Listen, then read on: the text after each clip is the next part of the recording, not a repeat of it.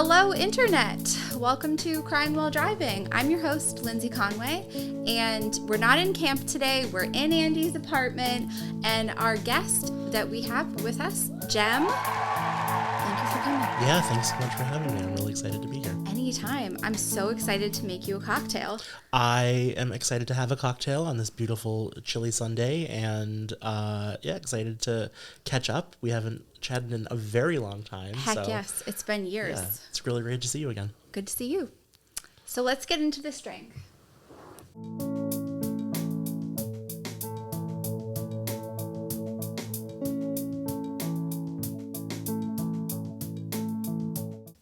It's so good to see you. Good to see you as well. A whiskey sour moment. So we have a maple syrup, just like a diluted maple syrup, some fresh lemon and lime juice, and bourbon. That is delightful. Ooh, good. Yeah, well done. Well done. Awesome. So would you like to tell the internet a little bit about yourself? Yeah, I would love to tell the internet about me, what they don't already know. So I'm Jem. I use they, them pronouns. And currently I am the operations and development director for a brand new, I still think it's brand new, nonprofit called House of Codec. Yeah, you are. And if folks are trying to look up House of Codec, it's not spelled with the traditional American spelling of like house. Kodak camera. Or that, yeah. So it's HAUSCODEC. Mm-hmm. And we provide emergency housing services to LGBTQ youth ages 18 to 24. And the way that we get our mission and our mission out into the community and raise funds and awareness is by hosting these community resource fairs and art markets all throughout Rhode Island.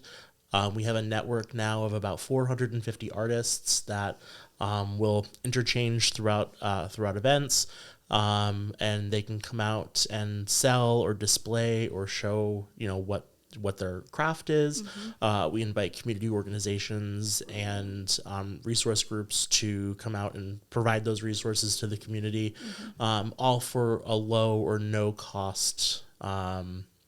It's a no or low cost option for folks that doesn't really exist in that vendor fair space. Okay. We started in June of 2021.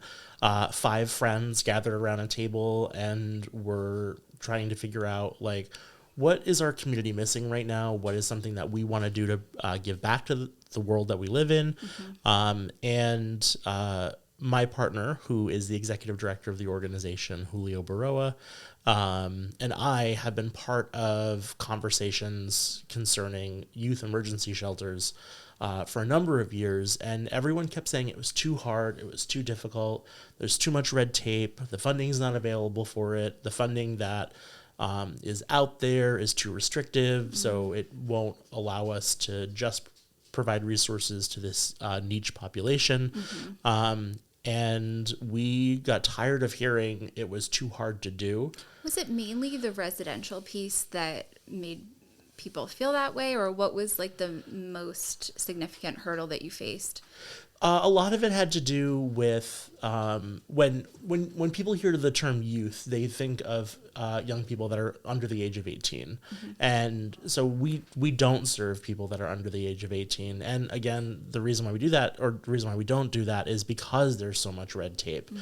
Mm-hmm. We could be faced with, if a kid runs away from home because they didn't feel safe because they came out of the closet, and a parent comes back and says, you're illegally harboring my kid, they have every right to do that because that young person is under the age of 18. Mm-hmm. And young people can go through an emancipation process, I think, beginning at the age of 16, but it takes so long, and probably takes 2+ years to be able to go through that process, that by the time that process is finished, they're already over the age of 18.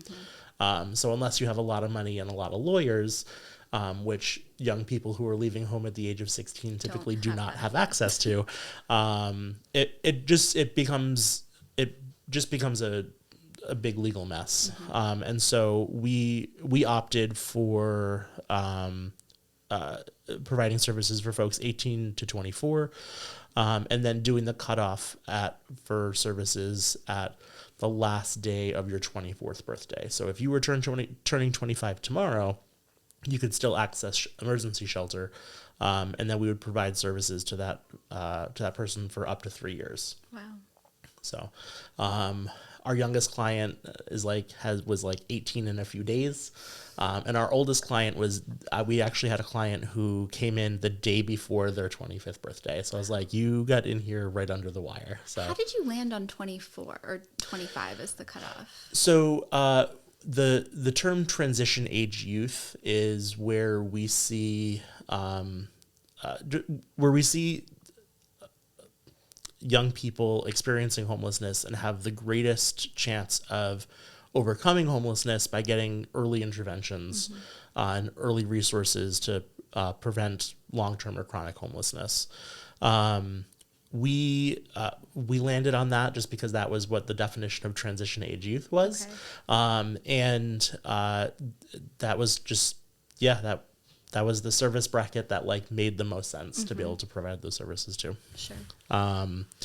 We also wanted to prevent what we've seen happen in the community is where, some folks who have experienced homelessness or have been chronically homeless for 20 or 30 years, and, for whatever reason, just can't overcome that hurdle of being able to, get the necessary health or mental health care that they need, being able to find meaningful and gainfully or meaningful employment that you can actually live off of and make a living wage, whatever those hurdles may be.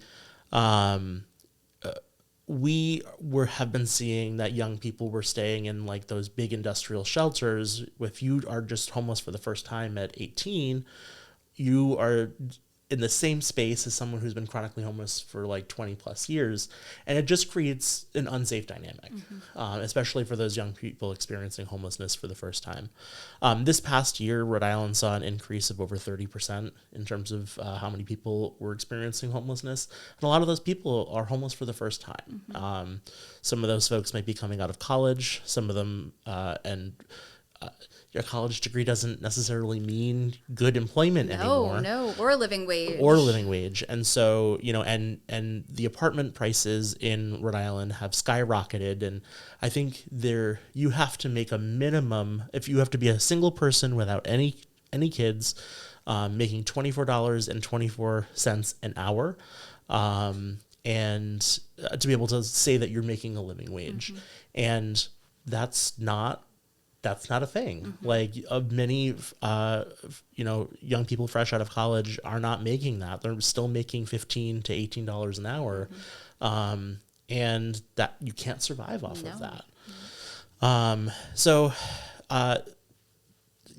Long story longer, that we ended up, going with that age bracket. And, so we started, just to go back, we started in June of 2020 with those art markets, to really raise awareness for the work that we wanted to do. We're saying, hey, we're going to bring this into our community.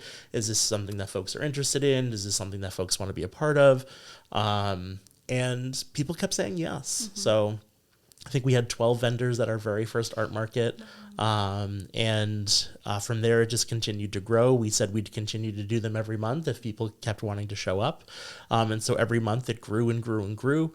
And then in October of that year, we had about 40 vendors be part of our Halloween marketplace, which was really nice. And so now every year there's this tradition that we do a costume contest and trick-or-treating at the tables. And I think the last market we probably had about 2,000 to 2,500 people come out to shop and be part of get food at the food trucks. And I think we had something like 75 vendors at that event. So it's really grown substantially in a very short period of time. And the majority of the work that we were doing was solely community funded. When we opened up our shelter on December 1st of 2021, we had 6 beds, and full volunteer staff. We had no paid staff. And so we were all just kind of like, we know this is a need. We know that there's, we have a little bit of money in the bank right now to make this happen. And we did it. You were perfectly suited to be the steward of this project. You had worked previously with youth with Big Brother and Big Sister. Yeah. So I started like my youth advocacy work actually at the Greater Providence YMCA's. Okay. So I was a camp director there for a number of years. Some of my campers that were at camp with us then are some of our vendors now. So like they are artists, we did a lot of arts and crafts at camp. And so, they've created this like really wonderful arts career. They've sold their work at some of our events. From there, I went into that role at Big Brothers Big Sisters, did development there for a number of years, and really started to just have a better understanding of what like nonprofit bureaucracy looked like, which is you think. For a number of years, I always thought it was like this very one, like you are giving back because you care about the work that you do.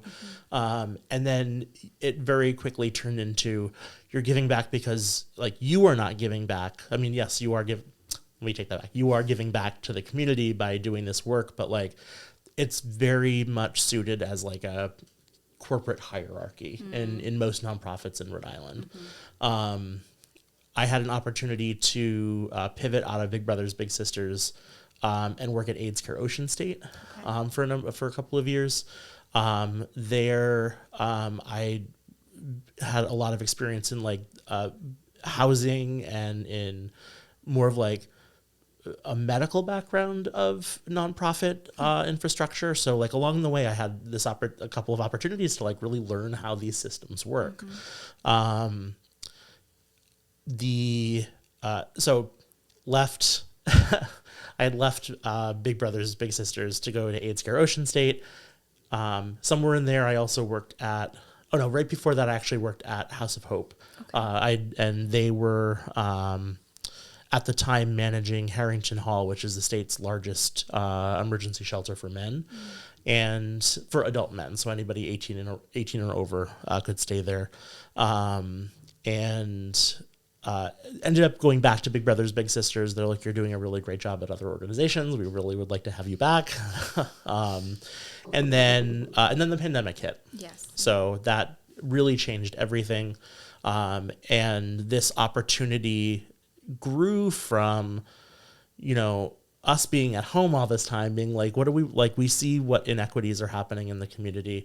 We've been part of these conversations for a number of years, and how do we now like pivot what experiences we've learned along the way into creating something that our state has never seen before. So it's not easy being the first of your kind in an area. We model pretty consistently what other transitional housing programs provide their clients. We called ourselves an emergency shelter because we didn't know what else to call it, but the services we provide don't mirror that of a traditional emergency shelter. What would a traditional emergency shelter look like? So you would be asked to come in at like 6:00 at night. You'd have to like line up outside. If there's a bed available, you'd be able to, spend the night, and then you'd probably have access to a meal, like a shower, to hang out, and then like lights off at 10. And then you have to be out the door again at 7:00 in the morning. Okay. So that model doesn't really give clients the opportunity to really like gain any footing. Okay. So if you really want to truly overcome homelessness, there are a couple of essential items, like not just employment, but like you need an address to be able to send that check to, or like if you're filling out paperwork for a job, I lost my ID because I was sleeping outside. If you don't have any of those things, it's almost nearly impossible to be able to overcome getting out of homelessness. So we were very intentional with wanting to make sure that our young people, once they checked in, they could stay there as long as they needed to. That could be their address. That can be their address, yeah. So they don't have to leave in the middle of the day, and they don't have to worry about whether or not there's going to be a bed available to them the next night.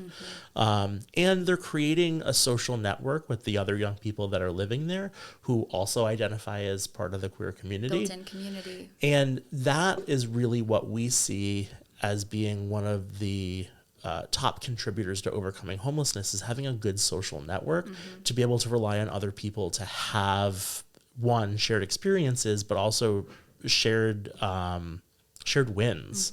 So like if when we see a group of our young people really doing well, everybody kind of joins in that. And so like it's like really forward momentum for everybody because they're all working on shared and similar goals. And obviously nobody wants to spend longer than they have to in an emergency shelter. We were told often that like our emergency shelter was more like a hotel than it was an emergency shelter. We had like the Department of Health and the state of Rhode Island come in because we have to have like, spot checks and things like that often. And they were like, this is really nice. It's like, oh, well, thanks. We wanted to be sure that we weren't just like another institution. We were really providing these young people like the amenities that they need to be successful. To build a life for themselves. Yeah. One of the parts of our program is workforce development. So we have a staff person. His name is Alex. He's one of the original people that helped us like build this from the ground up. Works with our young people to go over their resumes to make sure that they're like they're job ready. Yeah. So like if you've got a crap resume, like you might not get a job because of that. I can't so many people use Indeed now, and as someone who has both looked for a job on Indeed but also hired people off of Indeed or like went through a hiring process with Indeed, I can't tell you read the job descriptions. Like if there's something in there like we are specifically requesting a cover letter so that we can understand your basic writing skills. I can't tell you how many people don't read that and don't submit, don't immediately disqualify themselves because they didn't follow directions. So we have our workforce development person look at jobs with young people and be like, based on your past experience, this looks like a good fit. Here's the job description. This is something that I think would be a good fit for you. Here's what they're asking for. You're going to have the opportunity to go off and do it on your own. But I'm here to check in with you if you need any support getting this submitted.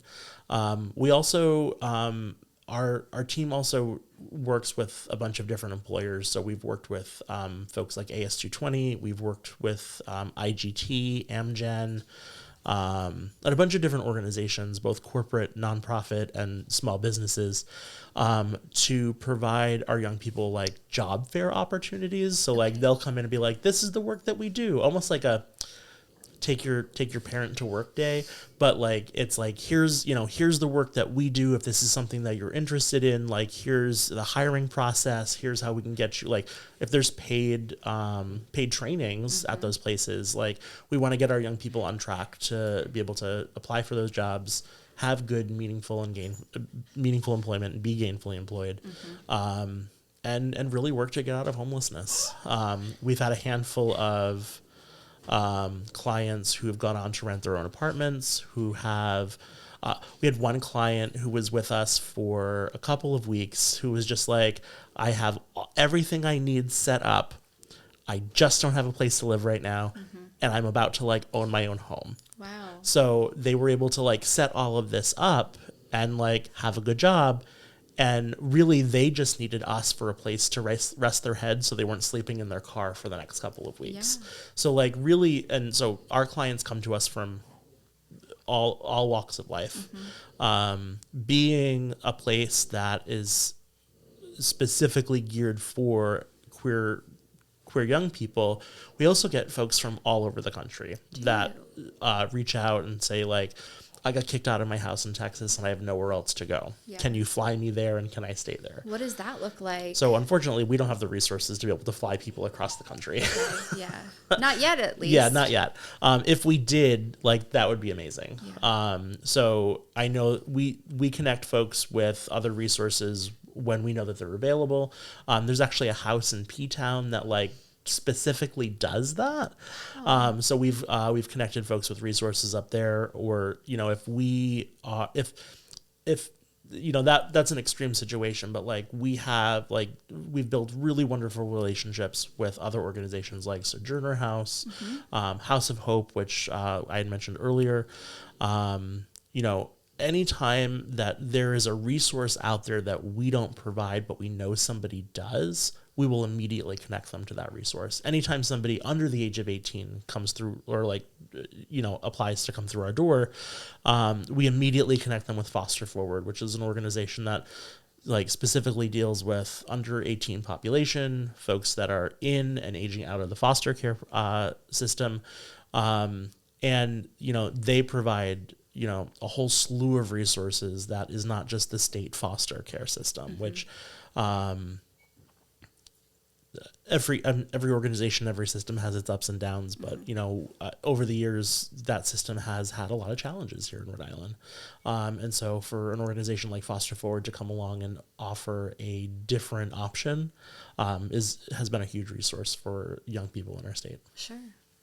I'd really love to know more about your partner, how they got involved in this, and also if we could pivot and take a beat. Do you want to tell us about them or him? Yeah. What are their pronouns? He uses he, they pronouns. Okay. Julio is, sorry, I also just like clinked the microphone with It my glass. I happens. apologize.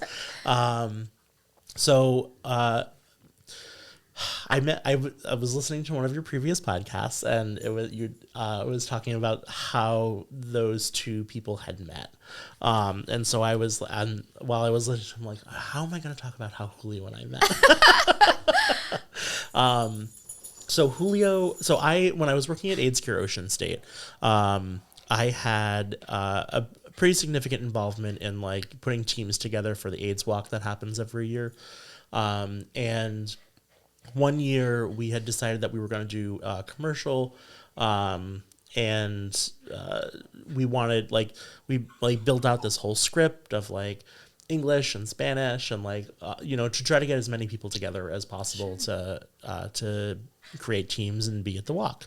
So the film crew I was with was like, we've got some time to kill. Can we call some other people in? And I was like, yeah, sure. So they called a bunch of people in. They came down. They recorded. Julio happened to be one of these people. Julio did the whole script in Spanish. And I was like, oh, that's so cool. That's awesome. And didn't really think twice about it. I was just like, okay, whatever. So they hung around there that day. And at the end of the shoot, we packed everything up. And I had taken the crew, and since Julio was still there, Julio came with us and out to dinner just as a thank you. Where did you go for dinner? So we went to Frisky Fries in Johnston. Okay. Yeah, I don't know if that location is still in Johnston, but that's where we went. And so, you know, we ordered and we, you know, and then Julio's like phone goes off, and I was like, I know that sound. Oh. It's one of those queer dating apps. Amazing.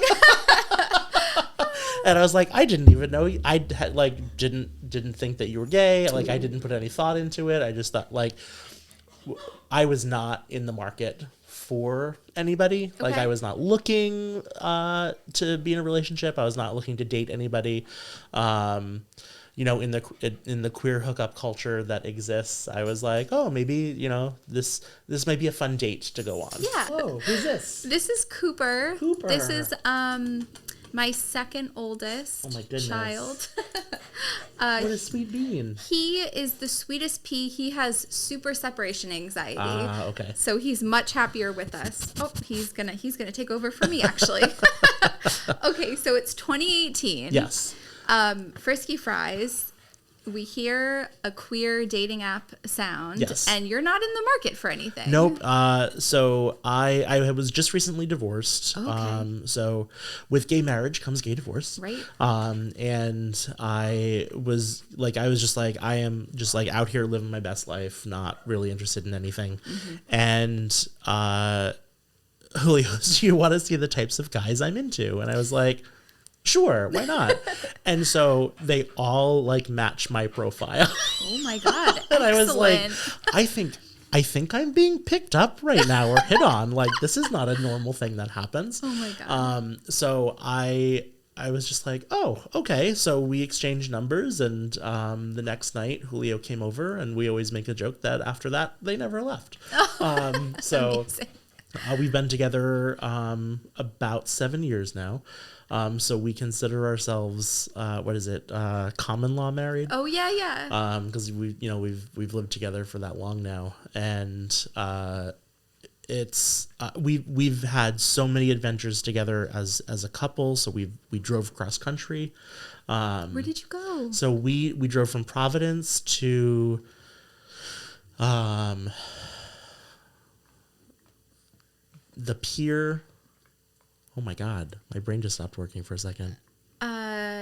Santa Monica. Okay. Yeah. So in California. Yeah, and then back. Wow. We went up, like, if you're listening on the podcast, you can't see me say up. So we went like through, like, we had a stop in Chicago. We stopped in the Rocky Mountains. Mm-hmm.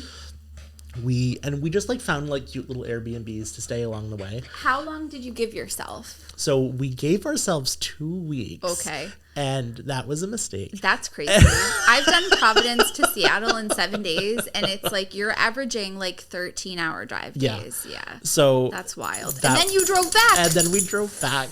Kill me. But we ended up we had to do it in 3. Like, there was just no way we could do it in 2. We also like stopped like intentionally with like cute plans like along the way.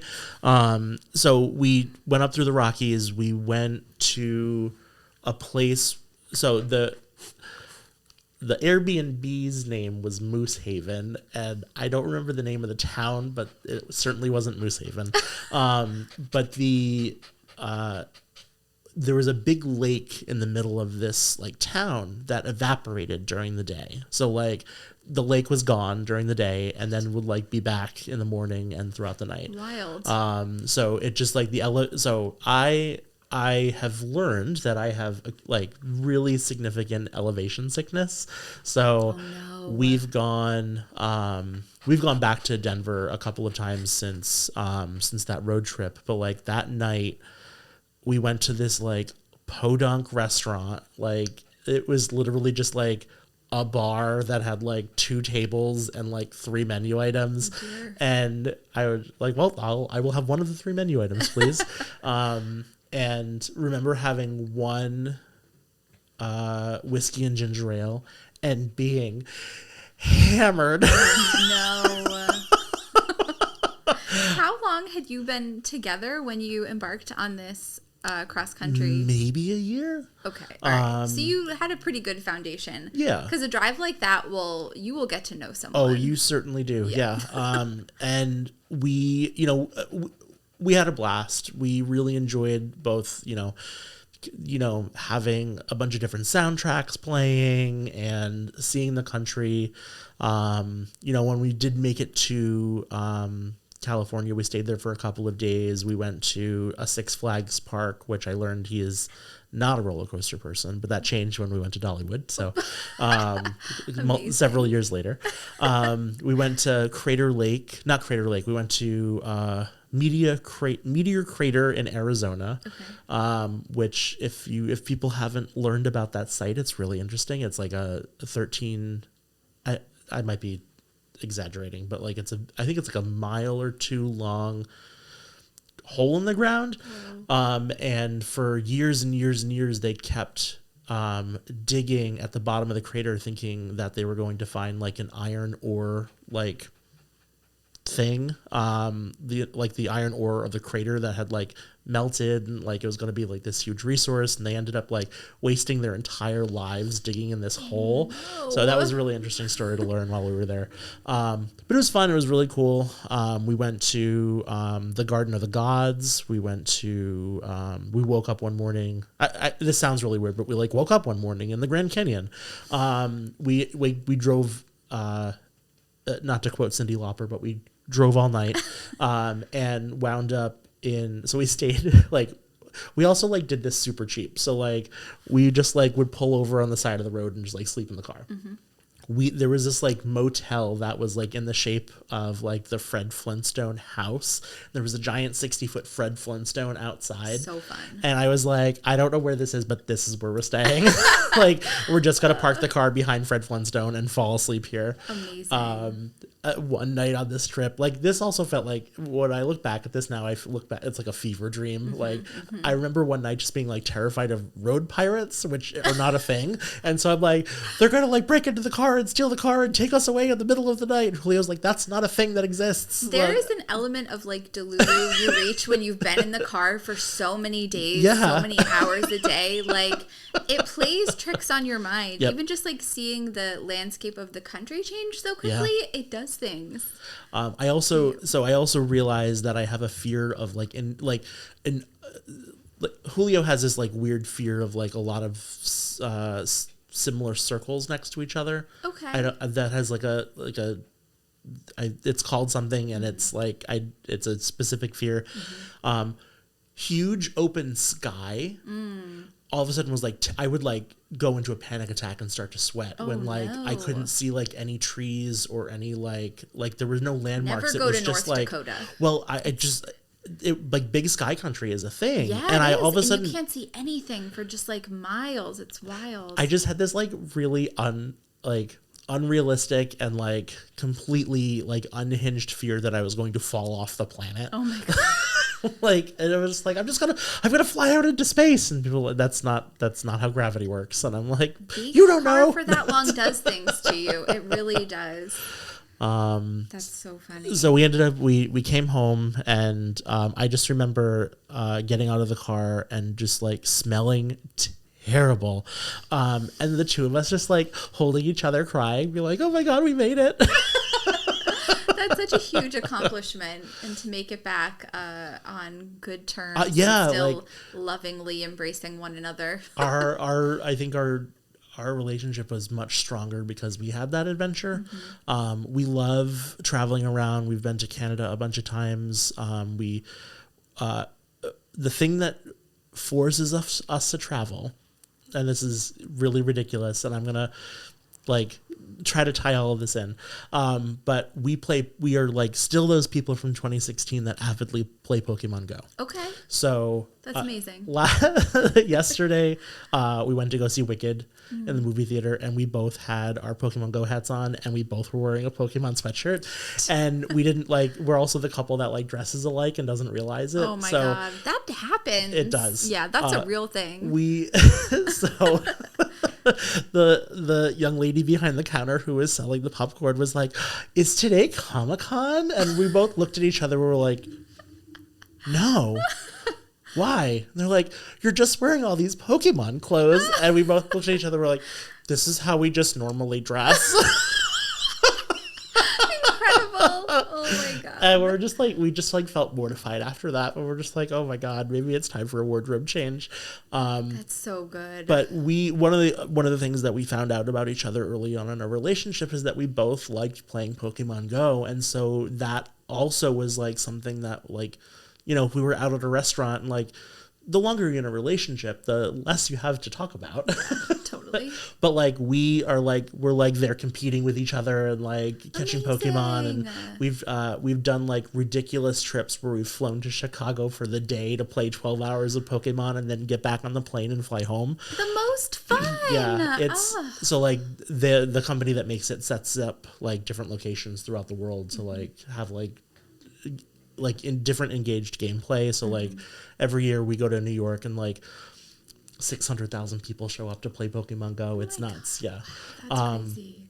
And when we were first starting House of Codec, I sent a couple of emails and letters to the company being like, we're a bunch of weirdos over here in Providence wanting to do this cool project. And our whole board of directors plays like one of your games, whether it's Pikmin or Pokemon or Ingress is another one of their games. Like we all play. Would you want to support us?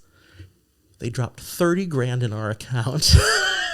Like, good for you. Almost overnight, and they were like, we believe in you, this is such a great project, and we're so excited that all of you like play our games and like find joy while you're doing this really important work. That is so nice to hear. And we're like, holy crap. Wow. So we've done a couple of events throughout our lifetime with them, and if you go to Dexter Park in Providence, Rhode Island right now and open up Pokemon Go, you can get a House of Codec gym badge in Pokemon Go. Oh my gosh. So amazing. I'm really proud of that relationship that we built, because it was so like cool. Yeah, it was. Cheers to that. Yeah, cheers. Hey. We love to hear about a big corporation supporting something that matters and is making a difference in our community. Yeah. So Julio and I have similar life stories where when we came out to our families, obviously at different times in our lives, it was not well received. Okay. And we were asked to leave, or not asked to leave, but we're put into positions where we no longer felt safe where we were. Okay. Did you grow up in Rhode Island? I did, okay. yeah. So I grew up in Warwick, Rhode Island, I just was like, I love Rhode Island. Like, it's such like a cool and like it's weird place. And you are not originally from Rhode Island. Massachusetts. Okay, so not that far. Not that far, and I moved here at 18 for college. And honestly, did you go to JWU? I did. Okay, yeah. I also went to JWU. And you did, yeah. I saw that on your LinkedIn when I creeped. Awesome. But Rhode Island has this way, there is such a strong sense of community here that I felt really lacked where I grew up. And when I moved to Rhode Island and started working at North, like I really found like I felt like I found my people. Cool. Like found my tribe. And that is like a pretty common experience, I think, when people move here. Yeah. Oh, man. So anyway, so Julio, so his background is in digital media and photography. And we've also had a chance to like travel the world, or like travel, he's been featured in like articles like across the globe, and has been his work has been published like in books in Germany and in London, and also does like a bunch of like musical stuff as well. So he's I don't want to like just like my boyfriend's a DJ. Like, he's not just a DJ. Like his. But so we have run into each other since. Yes. So the person that I drove cross country with, I met bartending at the rooftop at Waterfire Art Center, where he has DJ'd. Yeah. That's right. Yes. Yeah. So he's very talented. He's very talented. Yeah, and I don't ever call him just a DJ. Like, he like creates experiences for folks, and it's not just like. You don't just like get behind a couple of turntables and spin things. Like, you create space. He's an artist. And he does a lot of digital projections. So he's worked with the Avenue Concept to do digital projections downtown, and was picked up by the Denver Animation Denver Animation Festival. Yeah. Plug it here. Yeah. It's like, sorry, I can't remember the name. Denver Animation Festival, where his work was projected on like a 300-foot building. So like he's really talented when it comes to that stuff, and being the executive director of a nonprofit is not what he thought he'd be doing with his life. How did he? I mean, I went to Johnson & Wales for culinary arts. So, like, my degree is literally I always say my degree is in flipping burgers. And just along the way, found out that I was really good at development and marketing and nonprofit administration, and, was able to, like, hone in all of those skills, but also still using that like culinary arts degree, because like you have to manage the food pantry, you have to manage like, cooking meals for all these kiddos. Is that something that you do at House of Codec? Less. I only cook meals when I absolutely have to, but we have like a volunteer team that comes in and does a lot of that work. And our young people also have access to their own kitchen so that they can make meals for themselves as well. Every once in a while I'll cook. As a special treat. Yeah. Yeah. So he, he is really, he's really special, not just to me, but also to the community as well. I don't know if you've heard of Pachakacha. So another really wonderful like Providence institution is, so Pachakacha is a, there are three things: are community, creativity, and there's another C that is escaping me right now. Creativity, community, and... Is it a presentation or something that yes. happened? I think I've been to one actually years ago. You get a bunch of people on stage and they have 20 slides, 20 seconds each. And so it's about like 6.5 minutes, I think, if my math is right. And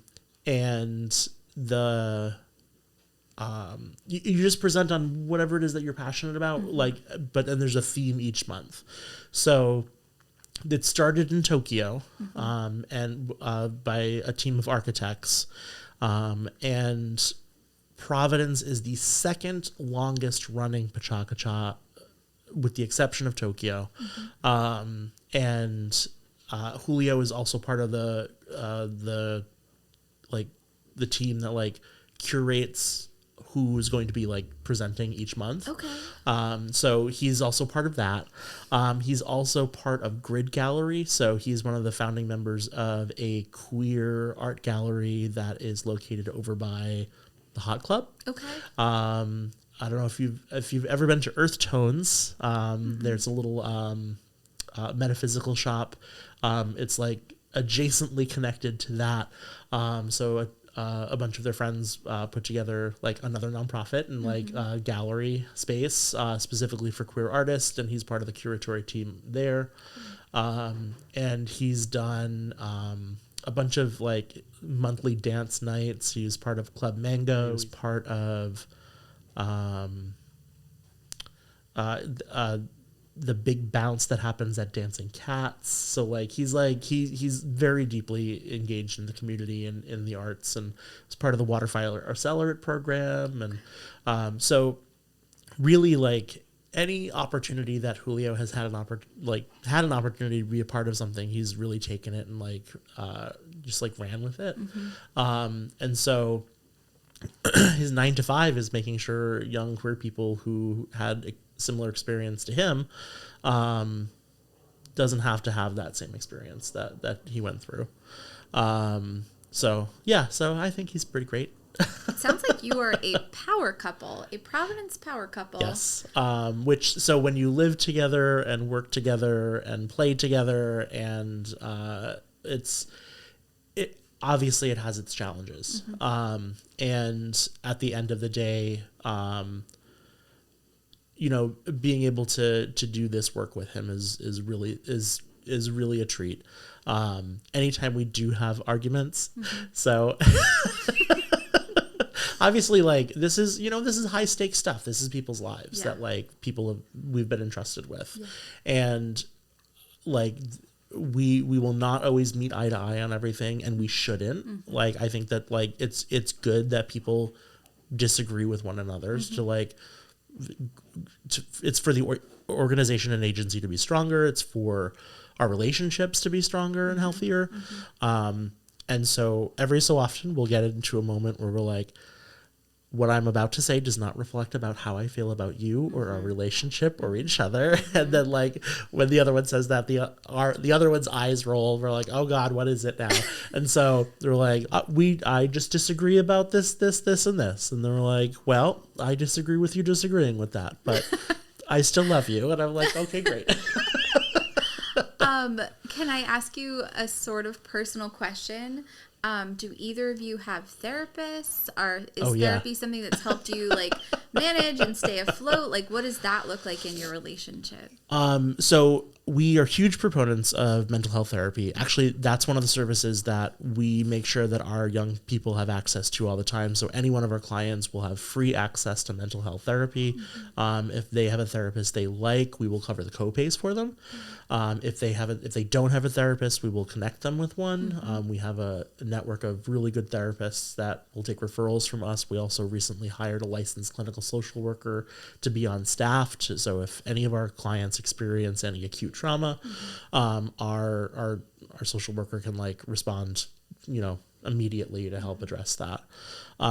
We both have, and I hope it's okay that I am talking about this without his consent, but we both have our own individual therapists, and then we also have a couples therapist. Oh, wow.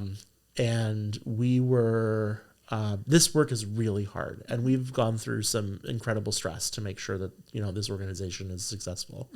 And so, just the normal, like, you're a queer person in 2024 trying to just like survive and find the energy to get out of bed every day, when like the world you thought you were living in was for you, and then suddenly you find out it's against you. And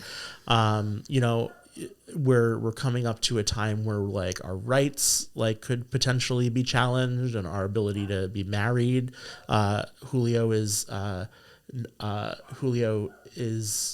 immigrant, and so like that faces its own challenges. And so everyday stress sucks. So we have our own individual therapists, and then we started seeing a couples therapist just because like a lot of our home and work life are just crossed over all the time. And so it's almost like preventative medicine.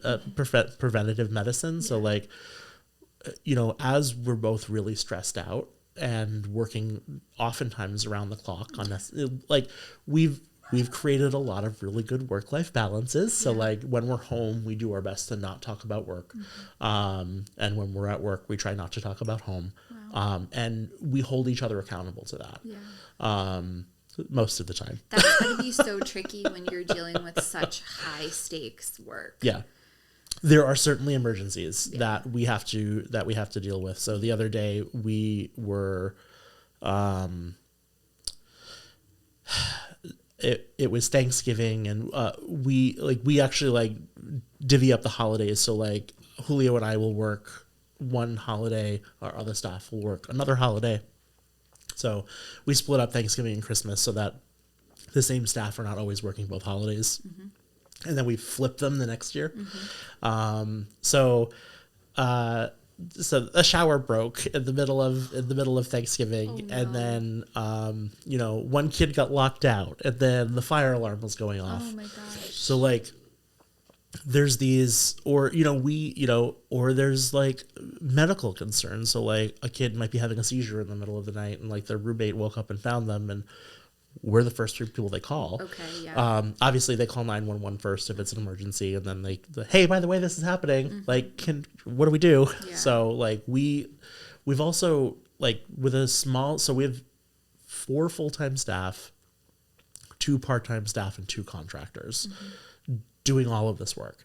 And we also, and I don't want to leave them out, we have a stellar team of like incredibly dedicated volunteers that also come in and support our work as well.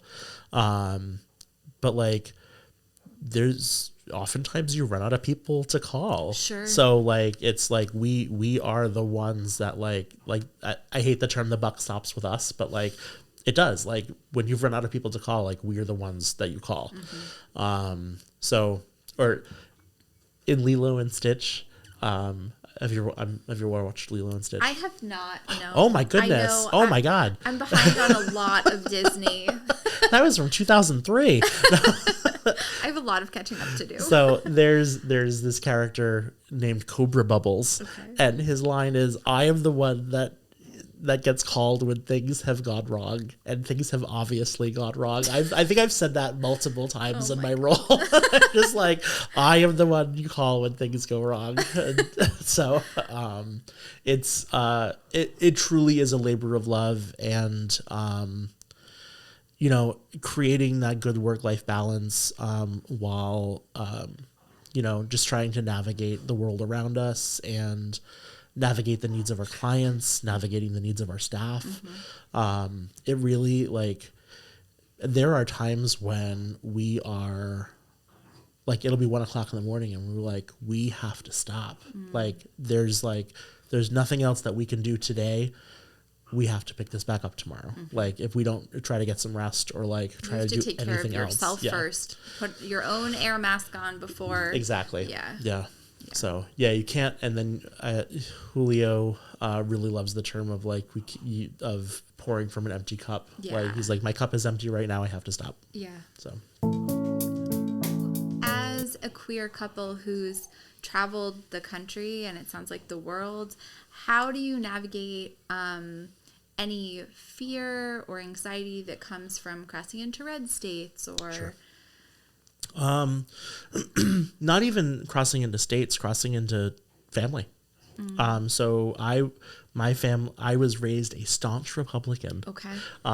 And some of my family members still hold those values dear, which I'm going to reserve my one swear word for right now is fucked. It's fucked. Yeah, it is fucked. Especially in 2020. Yeah. So when the previous election rolled around, it was like a clear division in our family of like people like was like, no, this is bad. And then the other one was like, but he's a great businessman. So like I took some space from my family when that happened last time, and then worked really hard to try to rebuild those relationships. And some of those relationships were really difficult to try to step back into, with the hope that they would like understand that the choices they made negated my existence. And those same choices were made again this time around. So not only do I still feel betrayed and unloved and unwanted by my family, not all of them obviously, but like these family members, and also the time that I spent trying to rebuild and rekindle those relationships were in vain. So that's a struggle. Julio right now is struggling with seeing some of the folks that like, as an immigrant, seeing some of the folks that like he went to high school with who are also immigrants, who are also, people of color and people who are of Latino descent, and seeing them like root for a candidate or like voted for, like, we're proudly, boasting that they voted for a candidate who like wants to take all of their rights away. It's truly mind-boggling. I feel like we're living in the Twilight Zone. This is a simulation. Like none of this can be real. Yeah. So it's really difficult. When we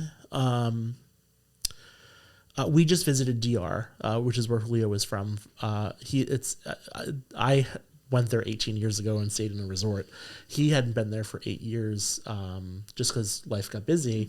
And so we both just like showed up like for his grandmother's 100th birthday. Like we figured out how to like when it was happening, and like we made plans to get there. And he was really concerned because, queer culture is not something that is appreciated the same way it is here, that it's same way in DR. It's just not the same. It's not something that's like their family is really religious. It's something that is I think in the past was a challenge for them, but like we were welcome with like open arms and like full hearts, and like you are a guest in my home, like you like we're so happy you're here, like we're like happy to meet you, like when are you coming back? Like it was just like both of us were kind of like in shock that like this is how well it was received. Incredible. But I don't think that like answered your initial question. So like going into those like clearly unsafe spaces. So last 2 years ago, we visited my mother, who was turning, I think, 75. And I think she'd kill me if she doesn't know what a podcast is. So it's fine. Yeah, she'll never see this. turned 75, and one of the things she's always wanted to do was go to Graceland. And so my sister and I figured out how to like make that happen. And so my sister and her husband and son drove down to Tennessee, and my mom and Julio and I flew down because I was not. We did that once. We checked that off the list. We're not doing it again. All of a sudden we find ourselves in like Tennessee, which is like notoriously like not the most like queer friendly space.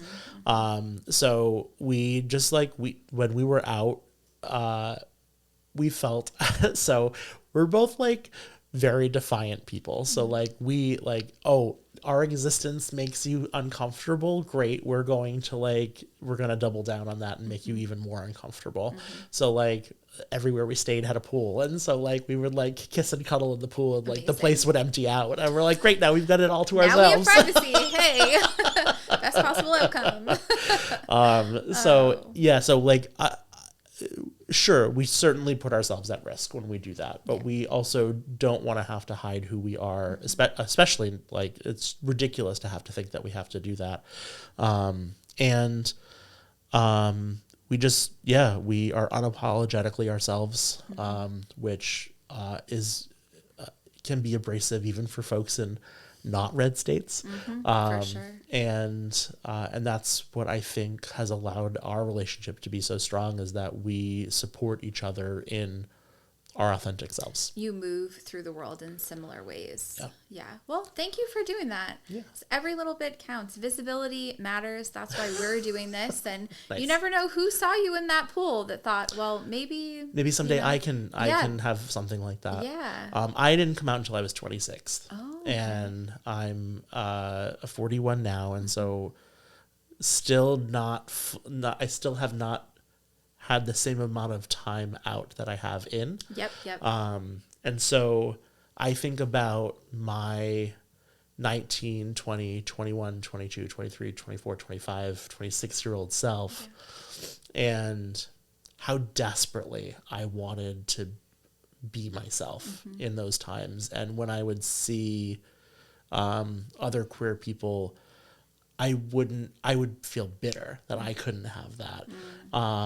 And then would be sad that I didn't have that. And then, but now, like, even then, like, I don't worry about those people being bitter. Like, but like, I think about like, yeah, I might have felt that way then, but it's really because I was longing for something that was my truth. And so it still invoked an emotion that like made me one day want to live my true authentic self. It was like, so yeah, anytime that we like, we don't like intentionally show off, but like, we're also not going to hide who You're we in are. love. Yeah, Yeah. exactly. Yeah. Was there sort of one thing or a series of events, or what led to you eventually like coming home to yourself and coming into who you are and wanting to embrace those parts?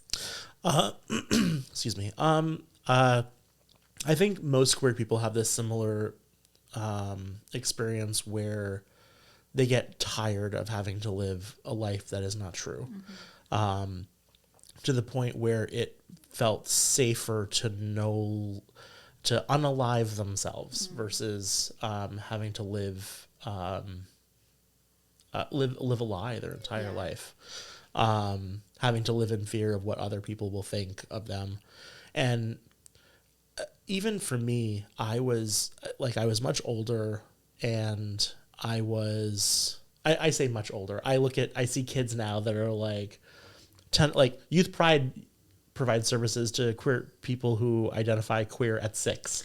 So like, good for them. Yeah. I like, thank God that resource exists. Yeah, for sure. And that there are enough families that are progressive enough to be like, yeah, my kid might think they're queer. Let's expose them to this life rather than try to hide or shame who they are. 100%. So I think, for a long time, it was much easier to come out at a younger age. I also went to an all-boys Catholic school. Okay. So, like, that also posed its own set of problems. Yeah, there's religious trauma at play. Yeah. Yeah. And I but I was just like, you know what? I don't want to do this anymore. I don't want to not be myself. And I was tired of hiding. And so I just remember putting on MySpace that I'm bisexual now, which was a total lie. I was just like, this is the stepping stone of coming out. Yep. Yeah. Yep. I had a similar stepping stone. And I was just like, this is where I will dip my toe in. And it generated no interest whatsoever. No feedback. Yeah, no feedback, Yeah. nothing at all. And so I was also a little like miffed at that. I was like, nobody cares that I'm Somebody see me. Yeah. Yeah. So eventually I just leaned into it. I was like, this is who I am, and this is how I want my life to be. I very much was under the impression that like I was going to find a wife and a picket fence and live happily ever after. And like held that like unrealistic view of what family was for a very long time.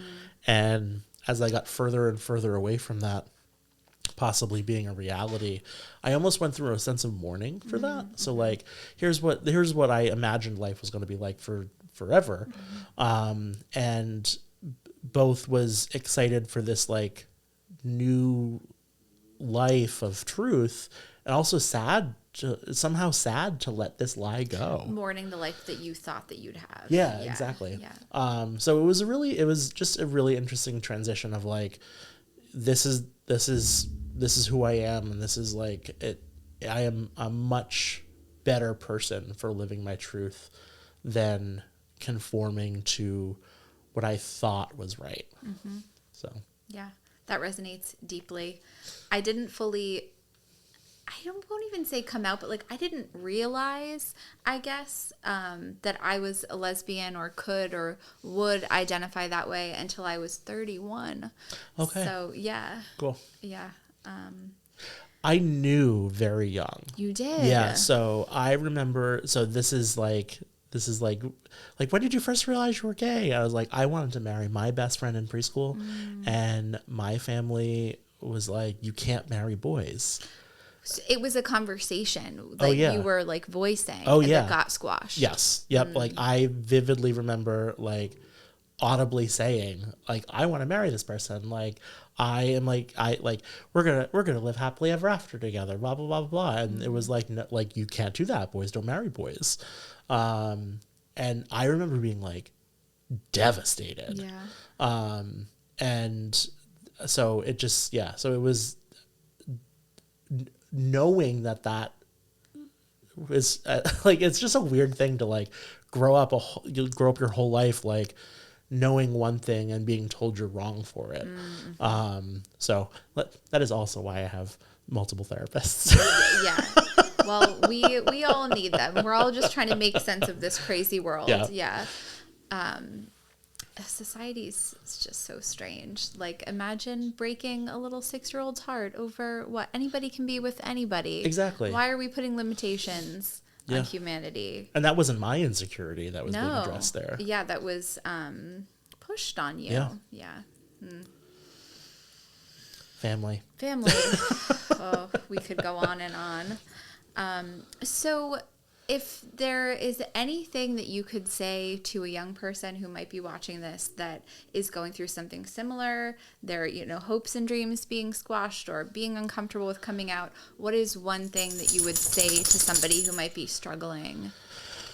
I don't ever want to say it gets easier, because sometimes it doesn't. And I think that's like a falsity that like we subscribe to because it's easy. Like, oh, it gets better. Like, not, it doesn't always Sometimes for everybody. It gets harder. Yeah. I'm actually a firm believer that things get much harder before they get easier. Like telling somebody, like coming out is really difficult. And if it's not well received, it's even more difficult. And so the only advice I can give to anybody is make sure that you have a good support system, whatever that support system looks like. So some people lean on family, some people lean on religion, some people lean on an internet community. That's what I found in the beginning that was really helpful. Just if you've found who you are and you are ready to make that journey and live your truth, make sure you have a good support system set up. Find a good therapist. Use zencare.co to find a good therapist. That's a little plug there.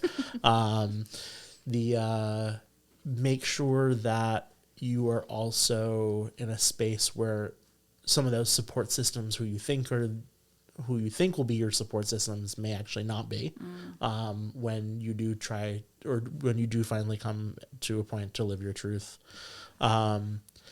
And don't be afraid to be messy and make mistakes.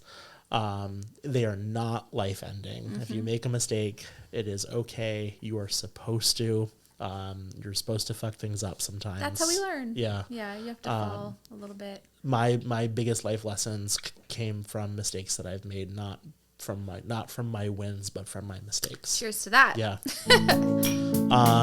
So obviously, in my role as a fundraiser and as an organizer for House of Codec, I would be really terrible at my job if I didn't encourage folks to make financial contributions. Yes. And is there a market happening in December? Yeah. So our final marketplace of the year is December 21st. Okay. It'll happen at Farm Fresh, Rhode Island. We've got 75 vendors set up for that marketplace, and we always we market it as queer people who waited to the last minute to purchase gifts for family members. We'll be there. Should go to this event and buy from local artists, and local queer artists who not only you should support them, but you should support them because they also support us in our work. We do an alcohol raffle that night. So when we throw events all year long, awesome places like Bottles and the Eagle, and Moniker Brewery and a bunch of other places will donate. Oh my God, I'm leaving so many out. Rhodium, and yeah, there's so many that I can't even remember who all of them are right now. We'll list them below. Yes, I'll try to get you that list. There's they donate alcohol for our events throughout the year, and then we don't want to sit on that because alcohol does have a shelf life. And so we do a massive end of the year liquor raffle basket. Okay. And so if you spend $50 with any of our vendors, you get a raffle ticket. You can also purchase a raffle ticket directly from us if you don't want to, if you didn't find what you were looking for at the market.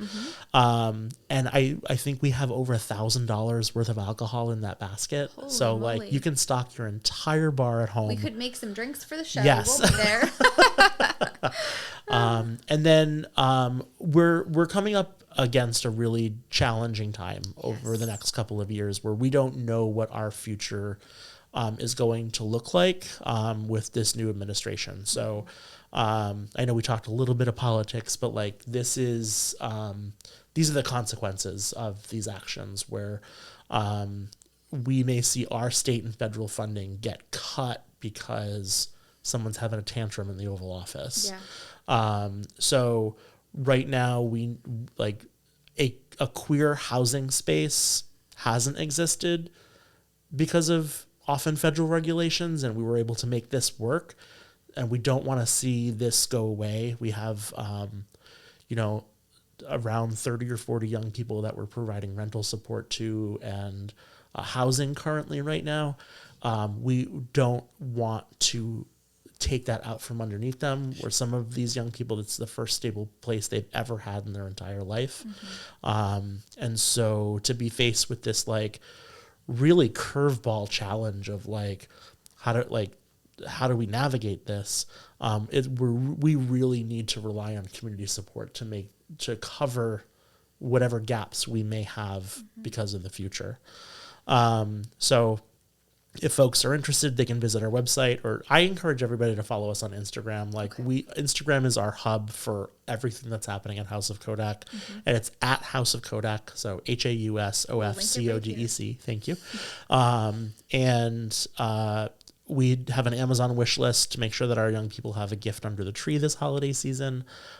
We have just our end of the year like giving thing that happens. So if folks feel compelled to make a gift, they can do that on our website. And we also have 2 other events. Hopefully your listener base has visited White Electric. It's a coffee co-op in Providence, Rhode Island. There's 5 drinks on the menu this December that'll benefit House of Codec, so feel free to go there and order one of those. Okay. And then we do drag trivia every month. Amazing. So it's I think in 2025 it's going to be the 3rd Wednesday of every month, hosted by Lotta. She's a local drag queen born and raised in Providence. And we do fun monthly themes every month. This month, there's also a drag bingo that's happening to benefit us as well. So tons of opportunities in December to support House of Codec. The drag trivia and that drag bingo is happening at Black Sheep in downtown Providence. We love working with them. They're huge allies and have been super supportive of the work that we do, and have also the owner of or one of the owners of Black Sheep also runs Project Confidence, which supplies basic hygiene products to young people as well. So we work very closely with them. We've filled their pantries, they've filled our pantries, so we partner on a lot of stuff. If folks ever are interested in volunteering, we have tons of volunteer opportunities on our website. And if folks have experience running nonprofits, we also have a board of directors. So we are always looking for new people to join our board who have good skills in advocacy, legal stuff, because we come across legal stuff all of the time that we're just I don't know what to do here. So I wish we had a lawyer to ask that question to. We've had a lot of good legal support and friends of the agency who have legal experience, but we don't have a lawyer on the board. We'd really love to have one. Okay, if any attorneys are listening. Yeah. Specifically queer, we'd love a queer attorney. So there's just a lot of opportunities to support House of Codec this year, and we hope that you take advantage of them. Yes, go follow their Instagram. If you are an attorney listening, please contact Jem. We'll list all of the information below. Let's do what we can as a community to support House of Codec through the holiday season. Cool. Yeah. Thank you so much for having me. Thank you so much. Yeah. It was a pleasure. Cheers. I'm going to take my final sip. I can't believe this lasts me the entire podcast.